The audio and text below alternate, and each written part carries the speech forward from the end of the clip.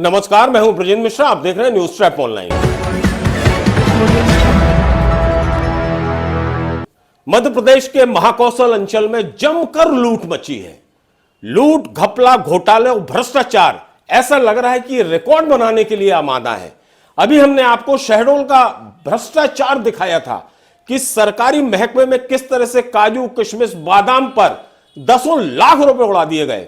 और अब दूसरा मामला हम आपको दिखा रहे हैं, कहां का? वो है रीवा का। रीवा यानी डिप्टी सीएम राजेंद्र प्रसाद शुक्ल का गृह जिला। यहां पर जिस तरह का गद्दा और चादर घोटाला हुआ है, उसने हर किसी के कान खड़े कर दिए हैं। 10 लाख का गद्दा चादर घोटाला। रकम आपको सुनने में भले ही कम लगे, लेकिन आप देखिए कि जो जनपद पंचायत है उसके अधिकारी किस तरह से बेलगाम है और सरकारी पैसों की किस तरह से लूट मचाए हुए हैं। चादर और गद्दे में उन्होंने 10 लाख रुपए फूंक दिए, और वो भी एक सरकारी योजना के कार्यक्रम में। जल गंगा संवर्धन योजना ऐसा लग रहा है कि धांधली और भ्रष्टाचार की पर्याय बन गई है। अधिकारियों को जैसे मौका मिल गया है कि खूब रुपया लूट लो, अपनी जेबें भर लो। अब आप सोचिए, गद्दा और चादर ये किराए पर लेती है रीवा की मऊगंज की जनपद पंचायत। वो किराए पर लेकर बिल बन जाता है 10 लाख रुपए का।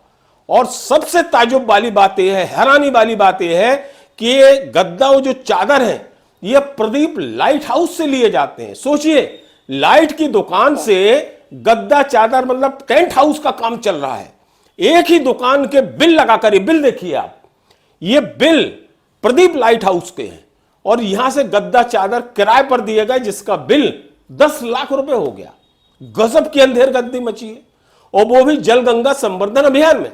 अच्छा, इस मामले का खुलासा करने वाले भी जनपद की अध्यक्ष हैं, जिनका नाम है नीलम सिंह।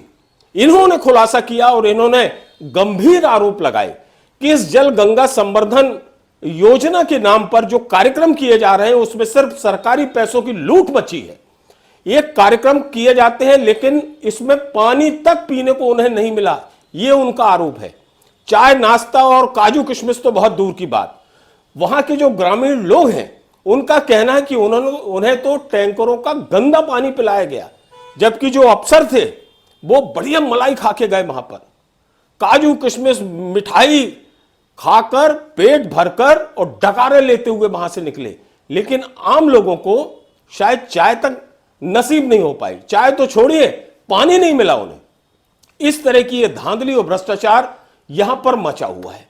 आरोप यह है कि जो इनको सैंक्शन मिली थी, मतलब पंचायत दर्पण पोर्टल पर जो दर्ज थी सैंक्शन, वो थी 2.54 लाख की, यानी करीब 2.5 लाख रुपए की। ये सैंक्शन मिली थी इस कार्यक्रम के लिए, जल गंगा संवर्धन मिशन कार्यक्रम के लिए 2.54 लाख की सैंक्शन मिली।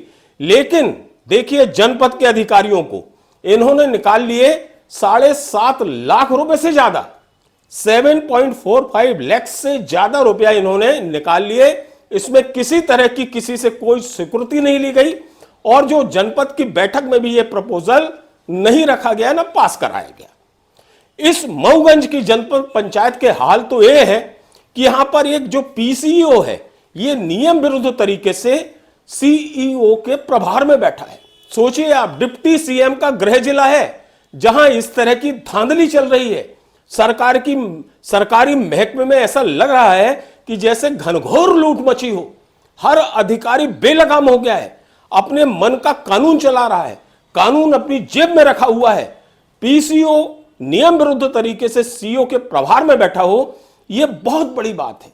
और मजेदार बात बता दें हम आप, इस मऊगंज जनपद पंचायत में 2 सीईओ हैं। सोचिए आप, 2 सीईओ बैठे हैं। इसमें एक सीईओ है प्रशासनिक कामकाज को देखता है, और दूसरा सीईओ खजाने का इंचार्ज है। खजाना, जहां से सरकारी पैसा आता है और फिर उसकी जमकर बंदरबाट होती है। इसी तरह से जैसे जल गंगा संवर्धन में हुआ कि 10 लाख रुपए के इन्होंने गद्दे और चादर किराए पर ले लिए, और वो भी एक लाइट वाले की दुकान से। वाह साहब वाह, क्या अधिकारी हैं, गजब के अधिकारी हैं। इन पर जैसे किसी का कोई नियंत्रण नहीं है, और जैसे वहां कोई देखने वाला नहीं है। और सबसे ताज्जुब की बात यह है कि जनपद पंचायत के इन अधिकारियों को अपने डिप्टी सीएम का भी जैसे कोई डर नहीं है। ऐसा लग रहा है कि जैसे ये खुद ही सरकार के एक हिस्सा हो गए हो और अपनी मनमर्जी के राजा हो गए हो।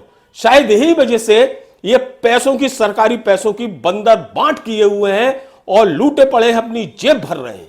अब आप सोचिए, इन्होंने जो गद्दा किराए पर लिया वो 30 रुपए प्रति गद्दे के हिसाब से लिया, और जो चादर का किराया है वो 35 रुपए प्रति नग। इसके बाद भी बिल बन रहा 10 लाख रुपए, वो भी किराए की चादरों का, और वो भी गद्दे और चादर आ रहे हैं लाइट वाले की दुकान से। जहां बल्ब और ट्यूबलाइट और लाइट का सामान बिकता है, क्या वहां टेंट का सामान भी बिकता है?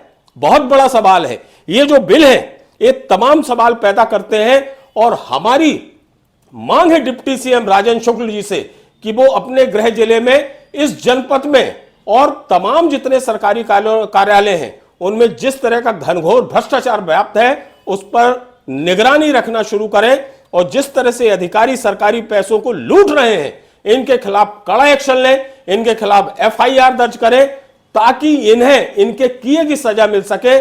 वरना महाकौशल के तमाम क्षेत्रों में जिस तरह से घनघोर भ्रष्टाचार मचा हुआ है, लूट खसोट मची है, ये आज पूरे मध्य प्रदेश में निरंतर फैलती जाएगी।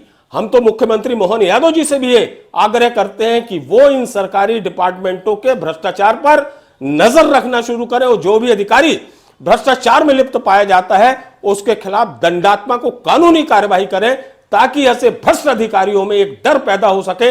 वरना ये लूट खसोट का ये खेल कभी बंद नहीं होगा, और जिसका दुष्प्रभाव सरकार की कामकाज और सरकार की छवि पर पड़ेगा।